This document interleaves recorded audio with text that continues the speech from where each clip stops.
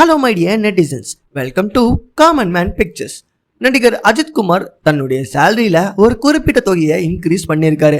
இப்போ இவர் மொத்தமா எவ்வளோ சேலரி வாங்குறாரு, எவ்வளோ ரூபாயை அவருடைய சேலரியிலேருந்து இன்க்ரீஸ் பண்ணியிருக்காரு அப்படிங்கிறத இந்த வீடியோவில் பார்க்கலாம்.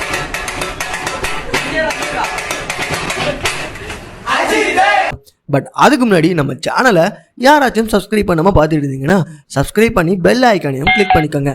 அப்பதான் ரெகுலராக நம்மளுடைய சினிமா அப்டேட்ஸ் உங்களை தேடி வரும். இப்போ வாங்க வீடியோக்குள்ள போகலாம். குட் பேட் அக்லி இந்த படத்தை தொடர்ந்து அஜித் குமார் மறுபடியும் ஆதிக் ரவிச்சந்திரனுடைய டைரக்ஷனை நடிக்கிறாரு.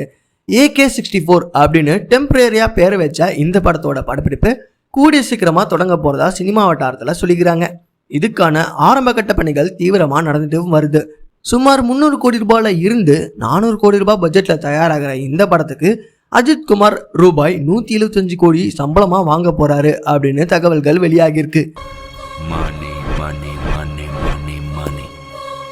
ஏற்கனவே அஜித் குமார் ரூபாய் 150 கோடி சம்பளம் வாங்கிட்டு இருந்தாரு.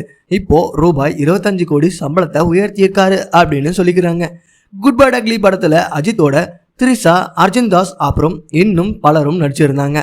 படம் தியேட்டருக்கு வந்து மிகப்பெரிய வெற்றியை அடைஞ்சுது. சினிமா மட்டும் இல்லாம கார் ரேஸ்லையும் ரொம்பவும் ஆர்வம் கொண்டவர் தான் அஜித் குமார். சமீபத்தில் ஜெர்மனியில் நடந்த கார் ரேஸ்லையும் கலந்துக்கிட்டாரு. இதை பற்றி உங்களுடைய ஒப்பீனியனை கமெண்ட் பாக்ஸில் பதிவிடலாம். அண்ட் ஆதிக்கு எடுக்க போகிற நெக்ஸ்ட் ஃபிலிமுக்கு எவ்வளோ பேர் வெயிட்டிங்கில் இருக்கீங்க அப்படின்னும் கமெண்ட் பண்ணுங்கள்.